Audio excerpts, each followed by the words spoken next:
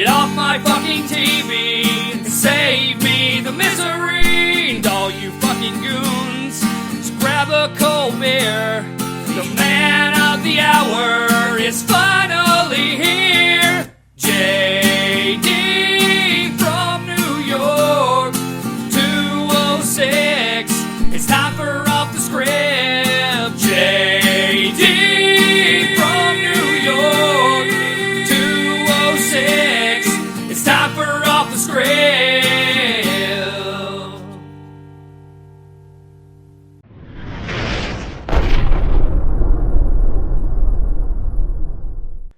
What is going on, guys? JD from New York here.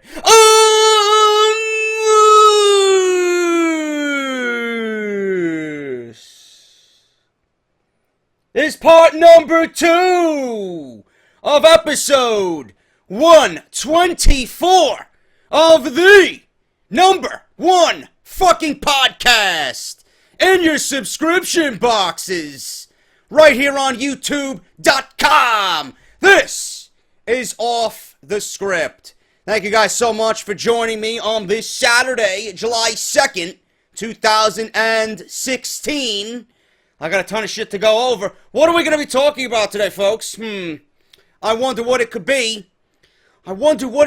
Man. Maybe some more Roman Reigns, and how Roman Reigns is a failure, and how Roman Reigns abused the drug policy, and how Roman Reigns is this and that. Yeah, we'll talk about Roman Reigns. Oh, JD! Why do you hate Roman Reigns, man? What would you like me to talk about, bro? Huh? You want me to talk about how many times Finn Balor is being rumored to be called up to the main roster, and then he doesn't show up? Would you like me to talk about Dolph Ziggler and his beautiful, flowing, bleach blonde hair? How about Jack Swagger not appearing on television? Huh? How Alberto Del Rio is a perro? What do you want me to talk about? I don't know. But obviously we got Roman Reigns, so that's what we're going to talk about. Alright, go fuck yourself. Anyway, man, this is the most entertaining podcast in your subscription boxes, man. Did I tell you? Don't you know that by now?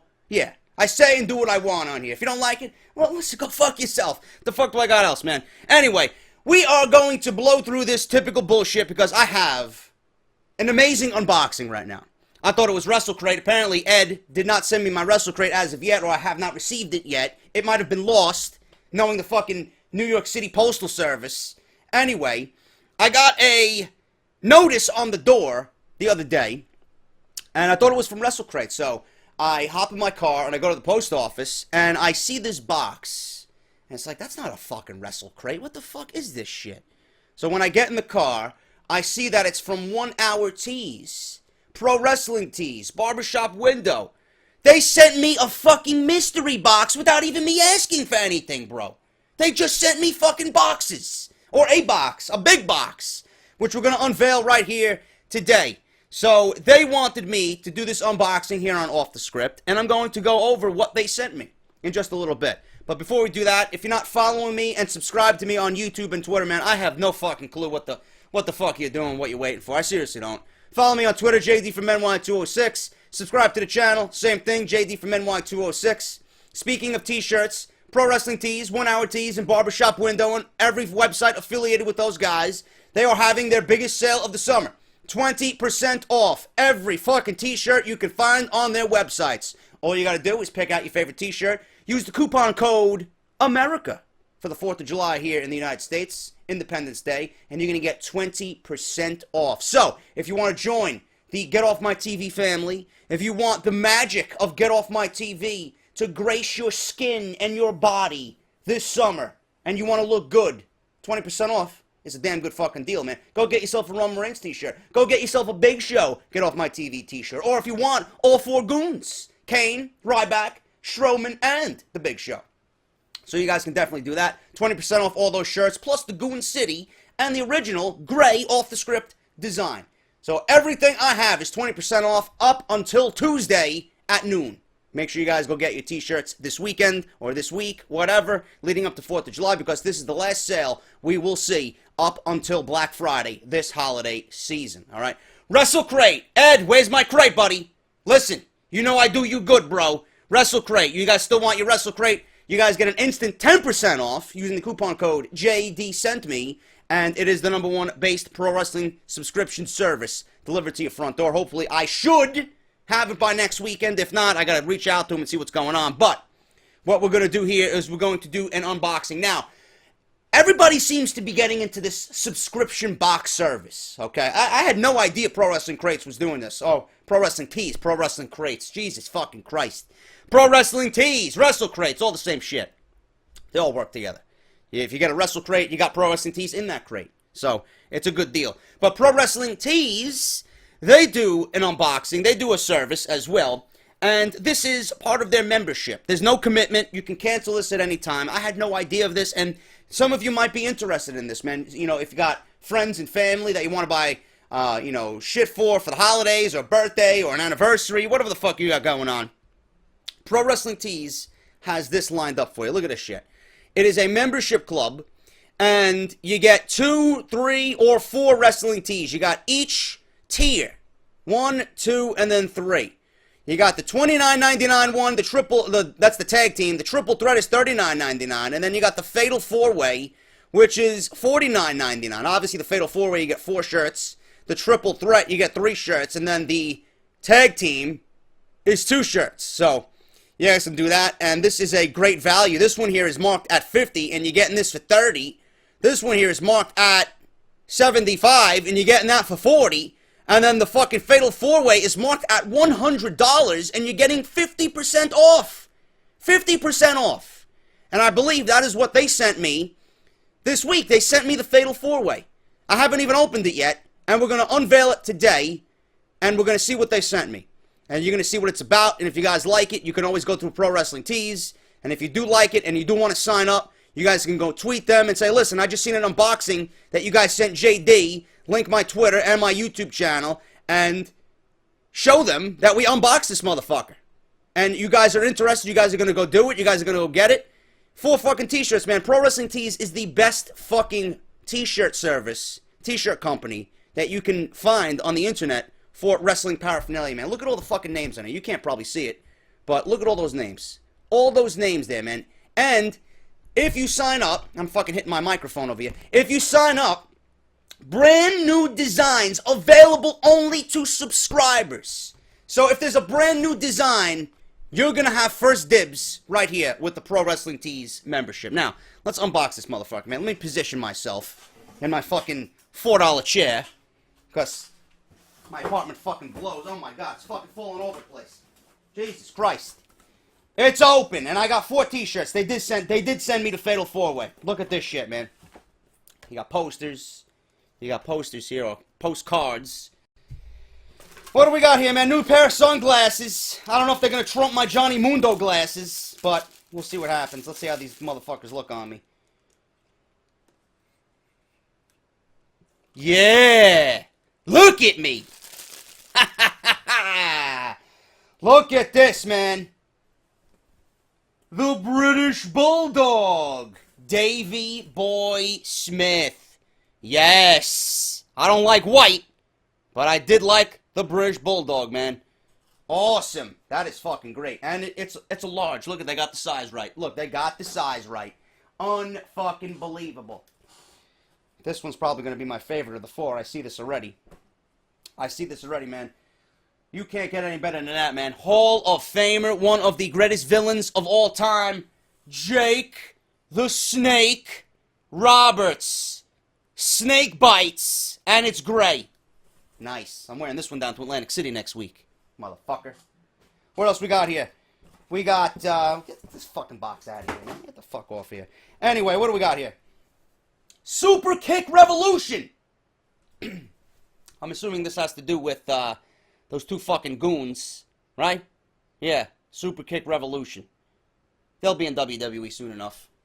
They'll be in WWE soon enough, man. I don't know why WWE didn't fucking pick them up and offer them all the fucking money that they wanted. I really don't understand. They'd be perfect for NXT. Anyway, and the final one here. Road Warriors. Look at this shit. Retro t-shirt here. The Road Warriors. One of the greatest tag teams of all time. Chicago comic group. The Road Warriors. Beautiful. That is fucking awesome, bro. Oh my God. Look at that. Pro Wrestling Tees. You guys did a fucking fantastic job. You surprised the fuck out of me. Happy to support your fucking brand and your company because you guys are legit fucking beasts. And thank you guys so much for that. Hope you enjoyed it. If you do want to sign up, all you got to do is go to ProWrestlingTees.com and you'll see the membership information there. Obviously, enter your name and information and your credit card information and all that stuff, and you will be signed up to get a Fatal 4-Way box, or if you want the triple play, or if you want the tag team, whatever you guys want, man. It is all right here for you. ProWrestlingTees.com. Now, as I'm sweating my fucking balls off, because it's fucking humid as fucking New York. Anyway, let's talk about some Roman Reigns. Vince McMahon planning a redemption storyline for Roman Reigns once he returns. Excuse me.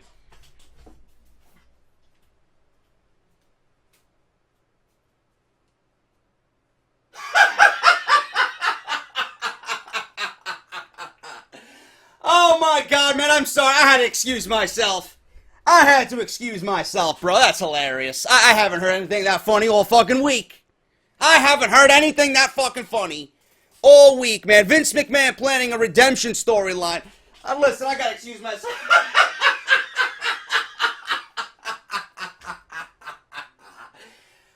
Ooh.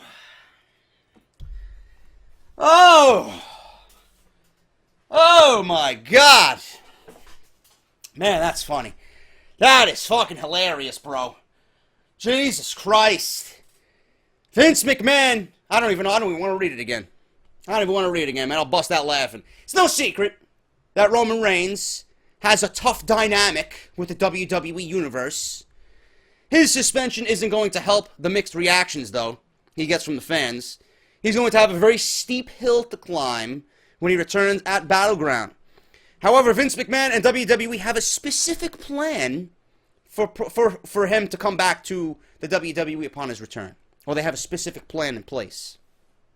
According to an article from various sources, including the Inquisitor, take it with a grain of salt, please, Vince McMahon is planning a huge redemption storyline for Roman once he returns to WWE programming. The idea is to try to turn the suspension into a positive and fix the relationship Reigns has with the WWE Universe. Listen, this is never going to work, ever. This is a failure before it even gets up off the ground. The logic is it could be a long-term fix for Roman to admit his mistake and try to be better. Oh my god. I messed up. Please forgive me. Oh, Roman, we forgive you, man. I could see it going exactly like that. This is a fucking failure before it even begins.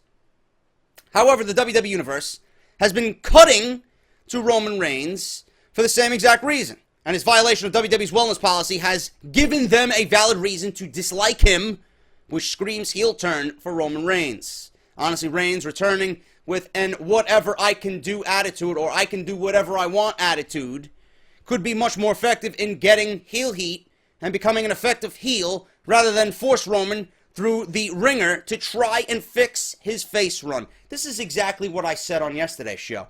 Roman needs to come out and pretty much come back after his suspension is over. He needs to stand in the middle of that ring, and he needs to embrace the crowd as they fucking spew the biggest hate they've ever spewed at him, ever, and he needs to say, you know what? The reason why I got suspended, and the reason why I violated the drug policy in WWE is because of you fucking people. You drove me to do it.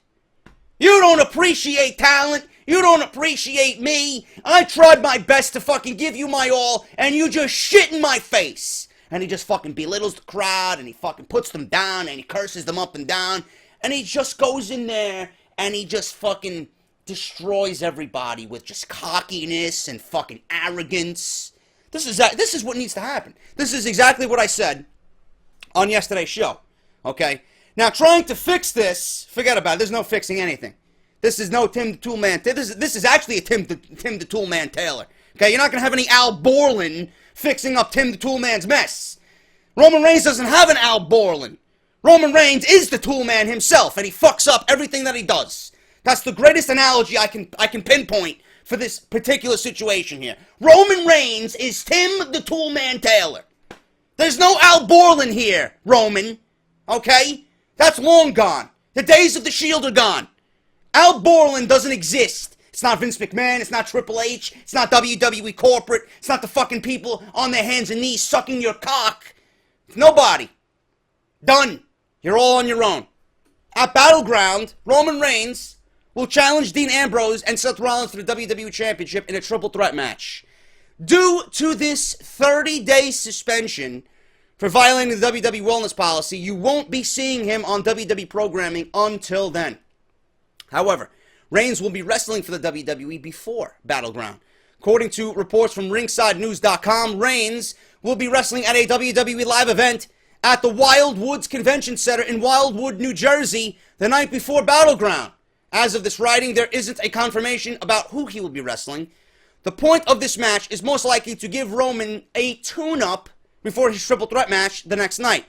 The assumption based on the rumors is that Reigns will not win back the WWE title at Battleground because there is a long-term redemption plan storyline being planned for him by the WWE and Vince McMahon. Giving Reigns back the title so quickly would send the wrong message to the WWE locker room after Roman was suspended, but also hurt Ambrose if he can only hold the title for a month. The bigger question is, what does a redemption storyline look like for Roman Reigns? Who is he going to feud with, and for how long is he going to be struggling to become the WWE Champion after the brand split? And that ends the story on that. Now what we're going to do here is we're going to go in chronological order and show you every step of the way why Roman and this redemption angle will never work, and how many times WWE has tried it and fucking failed. Okay? Let's go back down to the 2015 Royal Rumble. You all know what happened with that. One of the worst Royal Rumbles I have ever witnessed in my fucking life. 2015 Royal Rumble was horrendous. It left me with fucking nightmares for 3 fucking weeks. You guys know how it ended. You had Roman Reigns, you had The Big Show, you had Kane, and Rusev, who was fucking somewhere on the outside, jerking off somewhere. Okay? But the Final Four in the Royal Rumble usually is an elite set of superstars. 4 guys who are, you know what, possible main event guys that are going to go on to WrestleMania. You know, we had Kane and The Big Show. So, obviously, this was a Vince McMahon idea. Vince McMahon conceived this idea. He was having a jolly good fucking time laughing in the back. Ha ha ha ha ha ha. Look at this Final Four. Kane and Big Show. Absolutely horrendous. By the time those 2 guys were eliminated at the same fucking time by Roman Reigns, we were all fucking clenching our teeth. We were ready to fucking pull a gun out on somebody. People canceling their fucking network subscriptions over this fucking Royal Rumble. And then Rusev came in, and we all wanted him to win. Everybody's like, oh my god, Rusev, you gotta win. No. Of course, he was tossed out. Roman Reigns won the Royal Rumble. Stood next to The Rock. And even with The Rock, and everybody loves Dwayne Johnson. I mean, who doesn't love Dwayne Johnson? Right? WWE. Future Hall of Famer. How he's not in the Hall of Fame, I have no fucking idea. But Roman Reigns and The Rock standing side by side. Even The Rock gave one of those fucking, like, what the fuck's going on here? You know? They're booing me. They're not supposed to boo me. Yo, Roman, get the fuck out of the ring and let me hear my fucking usual set of cheers. So Roman was booed, even with Dwayne Johnson standing next to him. Now, this led to Roman Reigns competing for the WWE Championship at WrestleMania. And I love the match. I'm not going to say anything about Roman Reigns and Brock Lesnar. I thought it was fucking fantastic. The story that was told in that match was fucking top-notch. And I was a detractor going into that match. I was fucking unbelievably pessimistic about this main event. I thought this was going to be it. I thought Lesnar was going to lay down for Reigns. And WWE must have thought, listen, this guy's not ready yet. We're not going to pull the trigger on this run yet. People aren't really embracing him. People are giving him the reaction that we don't want. So they figured that they could work on it a little bit more and maybe give him the title later in the year. But Lesnar made Reigns look like a fucking bona fide superstar. Seth Rollins cashed in. He was labeled the guy as of then. And he went on for the remainder of the year to hold the WWE Championship and go on to memorable matches with John Cena. He actually had a run with the U.S. title and the WWE Championship at one point, and then ultimately got hurt. So that's when Reigns stepped in. They made a tournament to crown a new WWE champion in which Reigns and Ambrose went to the finals and WWE, even at that point, fucked that up. They thought, you know what, maybe this is the time that we give Reigns the title. They didn't pull the trigger then, again, for a second time in 2015. Okay? So what I had planned was that Roman needs to turn heel.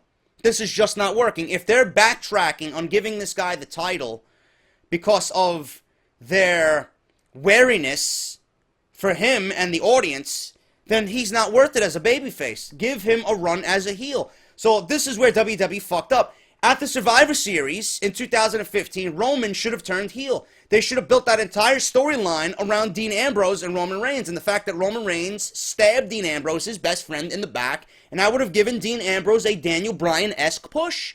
I would have had Dean Ambrose going to the Royal Rumble at number 1, feuding with the Authority, overcoming odds, and then going one-on-one with Roman at WrestleMania for the world title. Instead of what the fuck we got at WrestleMania this year. It was awful.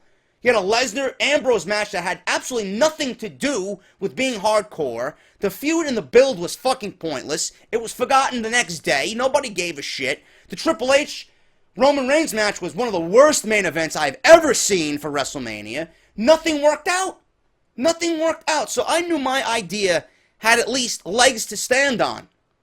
They didn't go that route. They withheld the title from Roman Reigns again, and they gave him the title on Monday Night Raw in Philadelphia, the same city in which that was booing him when he was standing in the ring after winning the Royal Rumble with The Rock by his side. So Vince McMahon thought, oh, I got the puppets now. They're all dancing on my strings. It took how many fucking opportunities to get this guy some level of fucking cheers from the crowd. And before that, you put him in a feud with Daniel Bryan. You gave him a match at No Way Out with Daniel Bryan. You gave him a match with Brock Lesnar. You gave him a build-up till Survivor Series. Even before that, you know, you had him run through the circles with the Authority and fucking being overcome with fucking nothing but unfairness. And none of that worked.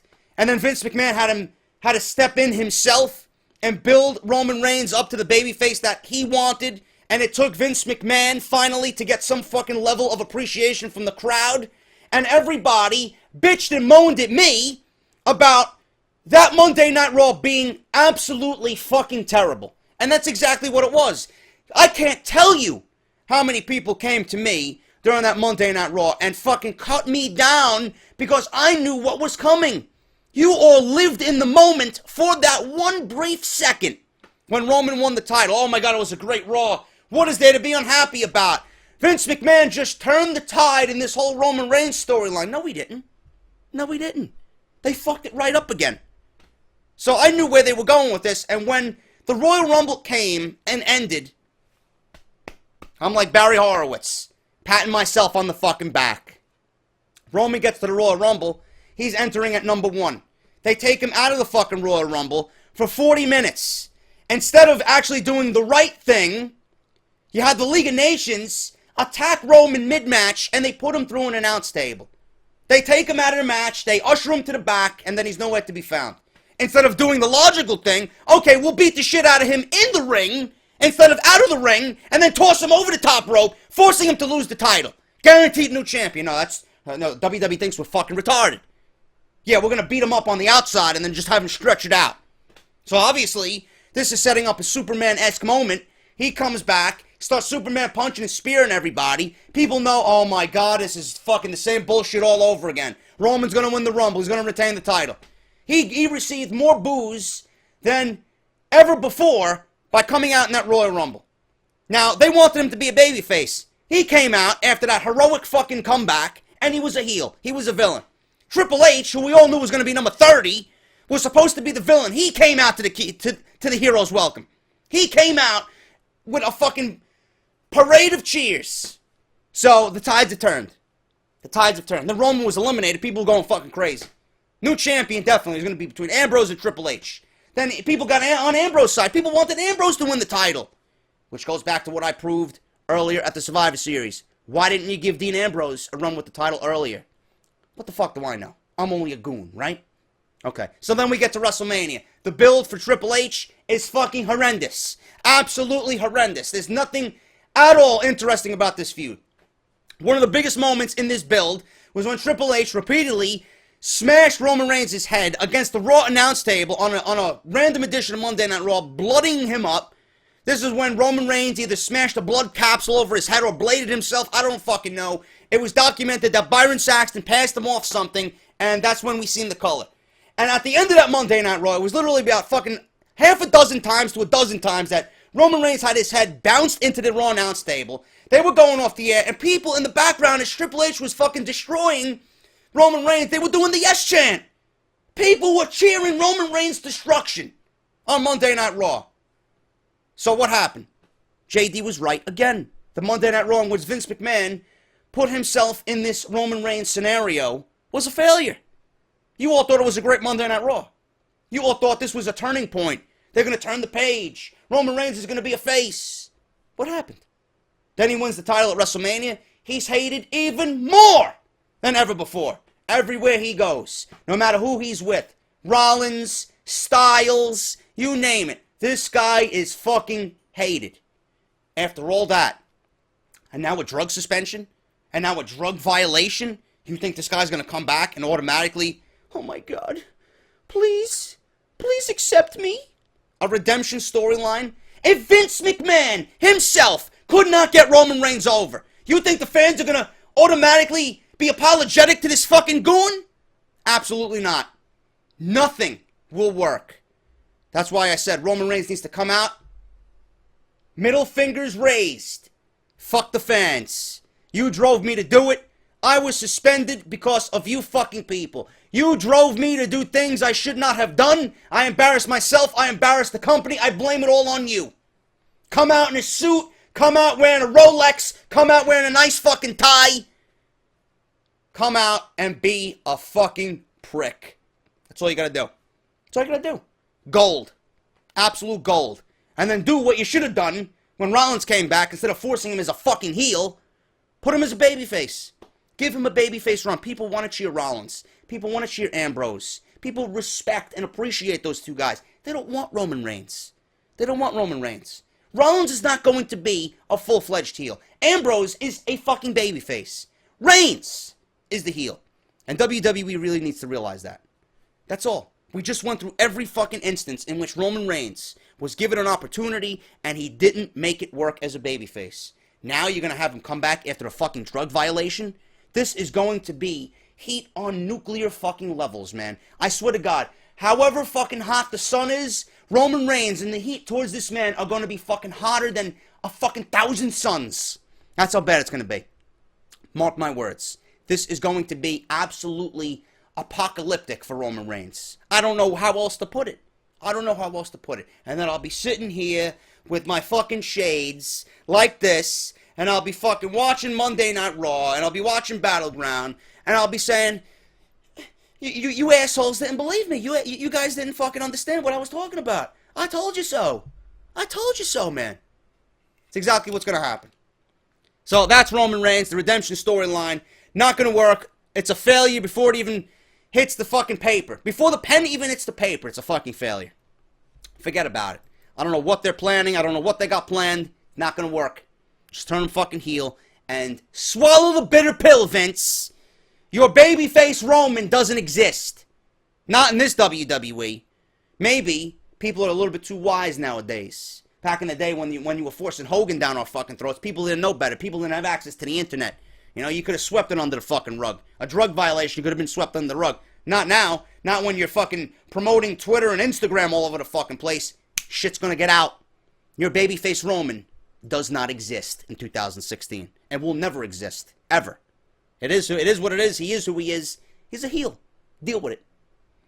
American Alpha and Finn Balor will debut during the WWE Draft. Bayley will stay in NXT a little while longer. Again, report after report after report about all three of these fucking individuals, all three entities here. American Alpha, Finn Balor, and Bayley. I mean, this is the name, or these are the names that are being rumored to be called up. But Bayley, I know, is not going to come up with the draft. It doesn't make any sense, and we discussed that on yesterday's show, because there's rumors about Carmella and Nia Jax joining Bayley on the main roster. Doesn't make any sense. There's so much speculation about what WWE is planning to do with the NXT stars that are rumored to be bound for the main roster. The last update we had claimed that a number of NXT talents are getting called up could be as high as a dozen men and women. But the latest news reveals 3 that are going to be on Raw and SmackDown for sure. According to a report from RingsideNews.com, American Alpha and Finn Balor are a lock for the WWE Draft and the brand split. But it's not confirmed who is going to Raw and who is going to SmackDown. One of the names at the top of the list for a promotion to the main roster is the former NXT Women's Champion, Bayley. However, WWE officials are going to keep her in NXT a little while longer. On paper, she will be heading to Raw or SmackDown after NXT TakeOver Brooklyn 2 this coming August. When it comes to the brand split, the powers that be in WWE are planning to have completely separate crews, writing teams, referees, and sets for both Raw and SmackDown for the brand split. Nothing new here. Bayley, obviously, it makes sense for her to go one-on-one with Asuka again in a passing of the torch type match at Brooklyn, and I think that's exactly what they're going to do. They're going to try and recreate what Sasha Banks and Bayley did at Brooklyn last year with Asuka this year. Finn Balor, I could see him on Monday Night Raw. American Alpha, I could easily see them on SmackDown. That's where I think they will go, and we're just going to have to wait and see. The draft is going to be very, very interesting, and I will have you guys covered right here on Off The Script. Neville expected to return to the WWE in August. Shortly before WrestleMania, Neville suffered a broken ankle during a freak accident in a match with Chris Jericho that cost him his spot at the biggest event in wrestling history in the past 3 months of his career. Last month, it was reported that Neville was expected to return to the ring before the end of June. Well, it's July 1st, and the man that gravity forgot hasn't returned to the ring just yet. However, we do have an update for Neville's return. According to WrestlingInc.com, Neville won't be returning to the ring until August. He is scheduled for WWE's tour overseas in Australia and New Zealand in August. During the tour, he'll be wrestling Chris Jericho, which is also interesting considering Jericho will be sticking around through August. It looks like Neville will be picking up right where he left off, but we already know he is going to be working the overseas tour. He could be returning to WWE programming sooner, but we at least have a date to watch out for. There was a rumor that Neville would be entering the Intercontinental Championship hunt when he returns from injury, which is currently in the hands of The Miz, which is probably what they're going to do with him. If I was WWE, I would have him at least be present for the draft. I'm assuming he'll be ready to go. At least he'll be walking. I know he was on crutches for a little bit. He should be present at the draft. He should certainly be drafted to a brand on July 19th. But it's going to be great to see Neville back. I definitely see him in the Intercontinental Championship hunt. I think he deserves a run with the title. WWE hasn't done anything with Neville at all. And it's about time they start realizing what they got, man. The guy was fucking unbelievable in NXT. He was one of the longest reigning NXT champions. How you have nothing to do with this guy on the main roster is just mind-boggling to me. The Miz, he's not going to be IC champion for long, and there's really nobody else in the WWE right now that would be worthy of holding that title. You got a Zayn, you got an Owens, but I think Kevin Owens is going on to bigger and better things, and I think Neville is the perfect Intercontinental Champion. He's got the size, he's got the athletic ability, he's over as a babyface. People genuinely want to see him and see him succeed. Why not? And Neville can easily fit that mold as a fighting champion. Just hope he doesn't get hurt on another fucking baseball slide. But Neville will be back in the WWE in August, probably before SummerSlam. Vince McMahon already looking to extend Brock Lesnar's contract. Don't worry, people. Brock Lesnar is signed through April of next year. So there really isn't any concern over Lesnar walking out of his deal no matter what happens at UFC 200 next weekend. However, the future of Brock Lesnar is going to be in question if he performs well at that event and wants to pursue his career in UFC rather than continue in the WWE. According to a report from DailyWrestlingNews.com, there is already talk about signing Brock Lesnar to a contract extension, and Vince McMahon is very high on the idea of locking him down as soon as possible because he knows Dana White is going to jump on the fact if Brock Lesnar wins his match against Mark Hunt, you know for a fact Dana White is going to start whispering in Lesnar's ear, money, money, money, money, UFC title, title, title, title. You know it's coming. You know it's coming. So Vince McMahon wants to lock him down ASAP. Since Vince is looking to make Lesnar happy, it really explains a lot of why his return to UFC for one more fight was so easy for him to get, since Vince and WWE officials don't want him to make him unhappy, and they don't want him to pretty much abandon WWE for UFC. So they want to make sure that he's happy, he's going to do what he wants, he's going to make his money, and when the time comes to talk contract, Lesnar, according to Vince McMahon, or in hopes, Vince McMahon hopes that Lesnar is going to be willing to talk and sit down with WWE for a contract extension. As far as they're concerned, Brock has been a model employee and has done everything that has been asked of him. However, many more people would argue it's easy to be a model employee when you're rarely there. At this time, there is said to be no heat on Brock for wanting to return to the UFC for one more fight, but WWE hasn't exactly been 100% supportive of the idea, as Stephanie McMahon pointed out earlier this week in interviews with Business Insider, claiming that UFC is no competition for WWE. Whether they're competition or not, who the fuck cares? Smarten up and realize that it's a good business move, and that Brock Lesnar is one of your biggest, if not your biggest asset, no matter if he's part-time or not, no matter if his run has been kind of you know. Lesnar really isn't giving it his all as far as a WWE employee or a wrestler. You know, he goes into the ring, he does fucking suplex after suplex after suplex, and that's it. You know, I want to see more out of Lesnar. You know, switch it up a little bit.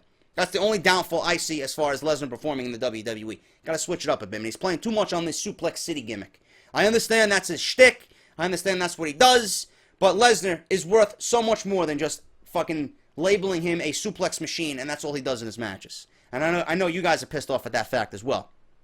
But I knew for a fact before this was even announced, this report was even read, Lesnar going to the UFC is to merely keep him happy.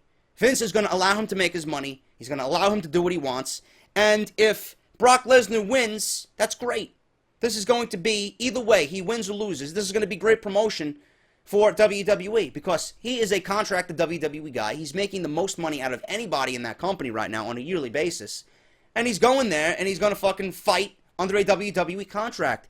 He's going to be mentioned on their programming, UFC, and they're going to talk about Summerslam, and they're going to talk about what he's been doing and the championships he's won and him fucking being a beast in WWE. And this is great for Vince McMahon. You get promotion for WWE, you get promotion for SummerSlam, you keep Lesnar happy by allowing him to do what he wants to do. He wants to prove himself after diverticulitis. This is a win-win situation. Keep Lesnar happy.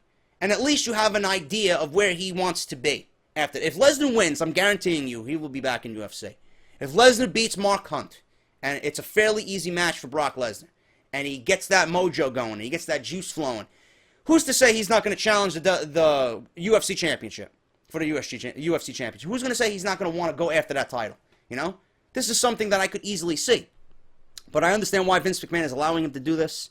But it's going to be interesting to see what happens after this. I'm going to be watching the fight. I'm going to be tweeting during the fight. Hopefully I can get a review in, because I'll be in Jersey with my best friend watching the fight in Atlantic City. So we'll see what happens with that. But it's going to be interesting to see what happens with Lesnar's contract.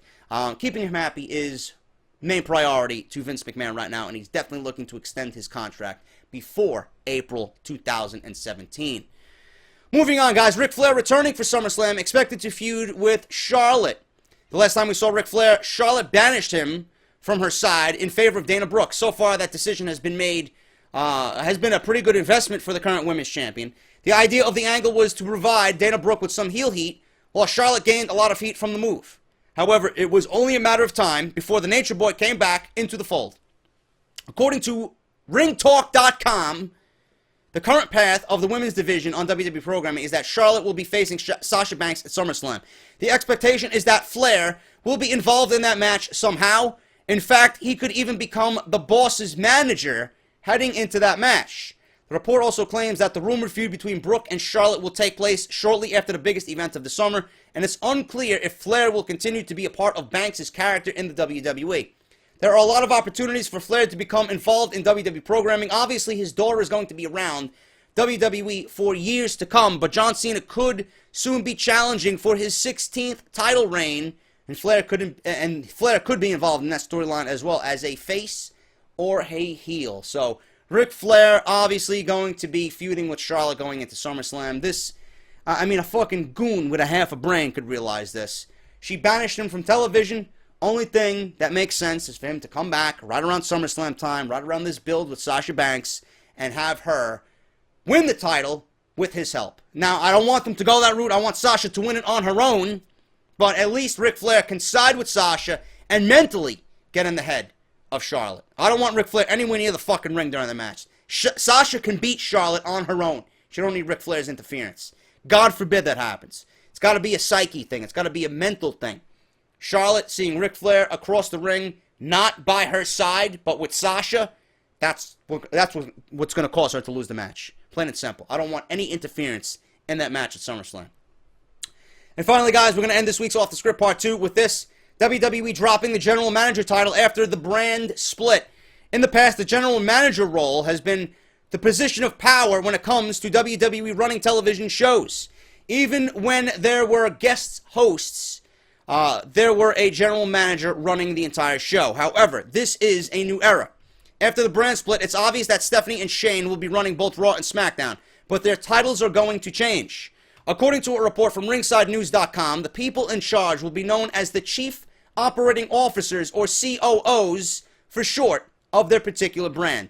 The title of General Managers will not be used after the brand split. There is no confirmation as of this writing about who will be running Raw and SmackDown or what the role for the new COOs would be, and that will happen after July 19th and Battleground. On paper, it'll seem as it always was on WWE programming. The role of the COO will make matches and make bigger decisions that push the show along. Only now it will be for the brand and not just one show. Hopefully, there is more changes coming to the authority figures in WWE after the brand split than just changing the title of the role. So, it's an unimportant tweak. It's a little tweak. It's a subtle tweak that WWE is making, just like them not mentioning the WWE World Heavyweight Championship on Monday Night Raw. They're merely calling it the WWE Championship or the WWE title. They're not calling it World Heavyweight title because they're going to give you and introduce another title to the other brand on SmackDown. So, subtle changes here. I mean, I don't want to see Stephanie on my TV anymore. I really don't. I'm just tired of the whole Stephanie character. I think she needs to just go back behind the scenes and do what she does. You know, if it was up to me, I would have Eric Bischoff run Monday Night Raw, to be honest with you. You know, they're bringing back all these ex-general managers. When Eric Bischoff comes back, I wish he stays. I honestly wish he would stay. Him running Monday Night Raw would be fantastic, and then Shane McMahon running SmackDown. I would love that. But that's probably out of the realm of possibility. I would like to see Shane run Monday Night Raw and possibly either Daniel Bryan or Kurt Angle run SmackDown. Make wrestling great again. Certainly with those two brains, either one of those guys would do a fantastic job. But WWE dropping the General Manager title after the brand split. Subtle changes, unimportant changes, not a big deal. WWE's getting ready for the brand split and the draft on July 19th. That is everything, guys. Thank you so much for watching part 2 of Off the Script. If you missed anything I did yesterday, man, I did a video, obviously with Off the Script, and I also did a video on a fantasy draft that was available via WWE.com. If you guys want to go check that out, if you missed it, if it didn't hit your sub boxes, I'll link it down in the description below, man. Very interesting video, how WWE gives us 79 talents on the main roster right now, and we have to decide where they go, Raw or SmackDown. It was pretty fun. It was about a 20-minute video. Go and check that out if you missed it yesterday. Worth your time, for sure. And as always, Off the Script, if you missed part 1, link will be down below in the description, just like everything else. Pro Wrestling Tees, WrestleCrate, Twitter, YouTube. Go follow Justin Bayley. He hit over 1,000 YouTube subscribers yesterday, thanks to you guys. Like I said, let's get him to at least 1,200 this weekend. So you guys are kicking ass on that. Thank you for the theme song, brother. I really appreciate it. I'm glad you guys enjoy it. And like I said, I'll be back with part 3, man. What we got lined up for part 3, WWE officials high on Austin Aries, backstage update on Hulk Hogan, latest rumors surrounding Brock Lesnar and the WWE Draft, Breezango, what's going on with them? Are they going to be repackaged? An update on Roman Reigns' drug suspension. What was the drug that Roman Reigns took that forced him to violate the WWE wellness policy?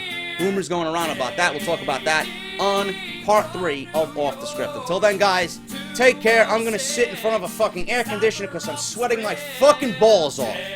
Holy shit, is it fucking hot. Thank you guys for watching. Hit that thumbs up. Hope you enjoyed the video, and I'll be back on Sunday with part 3 of Off the Script. I'll talk to you later.